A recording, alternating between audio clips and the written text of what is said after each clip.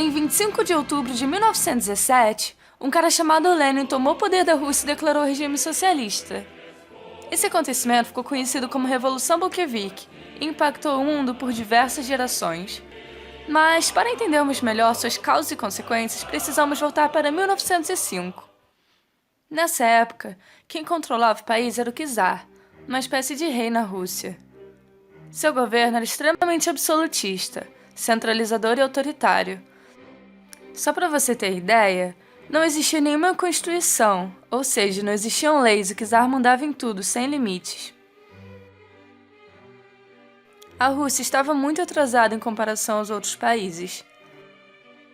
Foi o último país a abolir o feudalismo, que na Europa foi desaparecendo a partir da Revolução Gloriosa, na Inglaterra do século XVII.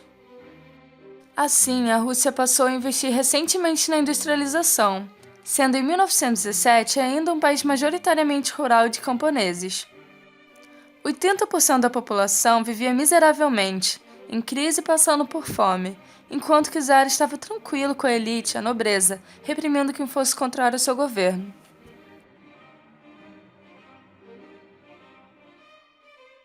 Nessa época, a Rússia estava em caos.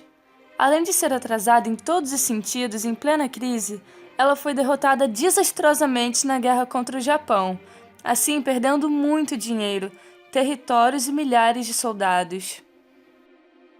Por essa série de motivos, o povo decidiu fazer uma passeata pacífica na frente do Palácio de Inverno, em São Petersburgo. Manifestavam de boa por paz, alimentos e melhora na condição de vida.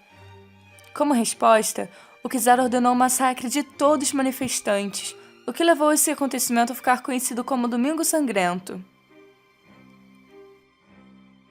O massacre só aumentou a revolta no povo. Eles estavam sendo muito influenciados por novas ideologias inovadoras que estavam surgindo na época, principalmente o socialismo. Idealizado por Karl Marx e Engels, esse é um sistema econômico que prega o fim da propriedade privada. Ou seja, sua casa não é sua, é do Estado, assim como os meios de produção. Essa ideia utópica tem como objetivo acabar com a desigualdade social, dando fim à luta de classes, mas eu explico isso um pouco melhor em outro vídeo. Tentando amenizar a situação, o czar convocou a Duma, uma assembleia russa para finalmente criar uma constituição, mas logo a dissolveu. Os russos viram no socialismo uma forma de levantar o país das cinzas. Porém, eles se dividiam em dois. Os mencheviques, que em russo significa minoria, eram os que defendiam que primeiro deviam alcançar a democracia para depois chegar ao socialismo. E os bolcheviques, que significa maioria em russo. Eles eram liderados por Vladimir Lenin e acreditavam que devia ocorrer uma mudança radical, se necessária, armada e violenta. Até que em 1914, a Rússia entrou na Primeira Guerra Mundial, por ordem do czar Nicolau II.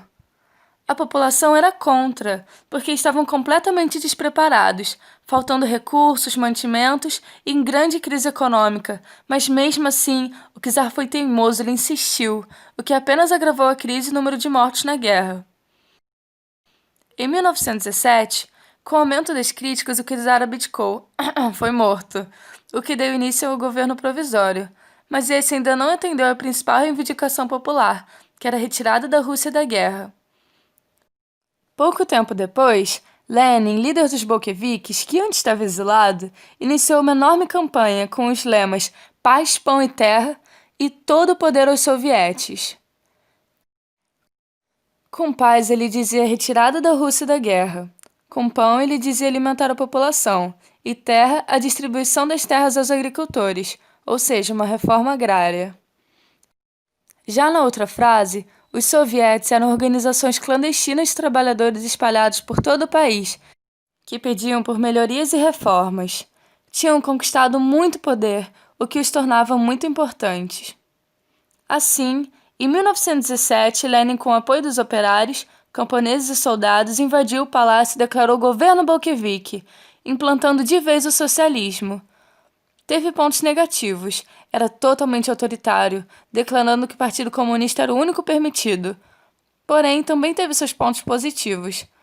Deu terras para quem não tinha, ajudou a alimentar a população e, o mais importante, finalmente tirou a Rússia da guerra e confiscou bens da elite russa.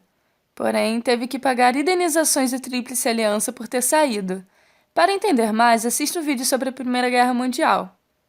Enfim, o fato dele ter confiscado os bens da elite provocou uma guerra civil muito violenta que só afundou a situação do país, entre o Exército Branco, composto pela antiga aristocracia russa, contra o Exército Vermelho, formado pelos bolcheviques. Para vencer, Lenin decretou uma série de medidas chamadas de comunismo de guerra. Ele estatizou todos os setores da economia e confiscou a produção dos agricultores para financiar o exército, o que gerou uma inflação tão grandiosa que até deixou de existir moeda por um tempo. O Exército Vermelho venceu, porém a Rússia estava em decadência. Para resgatá-la, ele implantou a NEP, a nova política econômica. Com isso, ele deu algumas liberdades econômicas para estruturar o país e depois implantar o real socialismo. Essas medidas foram a volta do comércio do dinheiro, sim, eles pararam de tomar a produção dos pequenos agricultores, e a permissão de pequenas propriedades privadas. Também houve a criação oficial da União das Repúblicas Socialistas Soviéticas, a famosa URSS. No total, essas medidas ajudaram a agricultura, aumentando a produção e diminuindo a fome no país, porém não houve avanço nas indústrias. Em 1924, Lenin morre, causando uma grande polêmica de quem seria seu sucessor. Entre os concorrentes havia Trotsky, um amigo de Lenin, figura heróica que defendia que a expansão do socialismo era mais importante, e Stalin, de alto cargo militar, que definia mais importante primeiramente tornar o URSS forte e estável. Stalin ganhou, assim mandando matar Trotsky. Uma curiosidade interessante é que quando ele foi morto, ele estava exilado no México, onde teve um caso com a famosa pintora Frida Kahlo. Stalin também ordenou que apagassem vários registros históricos de Trotsky, o que tornou-a ser a primeira forma de Photoshop no mundo. Tá, mas vamos voltar ao assunto. Stalin criou os planos quinquenais com o objetivo de desenvolver a economia russa. Criou muitas indústrias e tornou o país um dos mais desenvolvidos da época. Também promoveu a construção de obras públicas, que geraram muitos empregos, e a melhora da educação. Porém, ele instituía a coletivização forçada das terras. Toda a produção dos agricultores era tomada pelo Estado, que vendia os grãos no exterior e assim ganhava dinheiro para a industrialização. Mas, na verdade, isso era horrível, porque fazia com que os agricultores não tivessem incentivo nenhum para continuarem trabalhando, o que diminuía a produção e desencadeou a fome. Essa época ficou conhecida como o Grande Terror. Stalin era muito autoritário e ordenava perseguição e assassinato dos traidores ou opositores de seu governo. Ele espalhava espiões pela cidade e mandava os acusados para campos de concentração na Sibéria, onde eram forçados a trabalhar até a morte.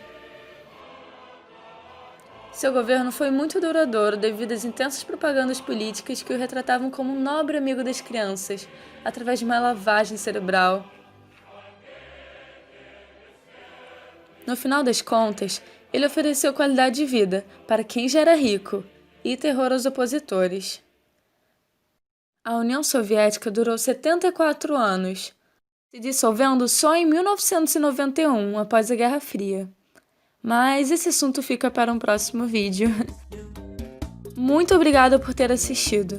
Eu espero que você vá bem na prova de amanhã e que eu tenha te ajudado de alguma forma. Pode mandar esse vídeo lá no grupo da turma no WhatsApp que eu vou ficar super feliz.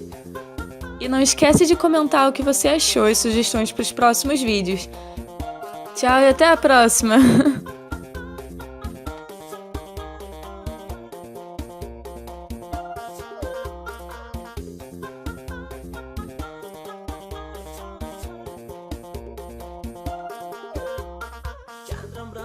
Chandram Pendra.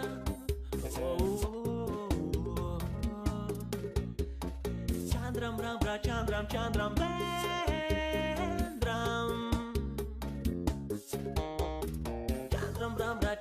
Chandram Pendra.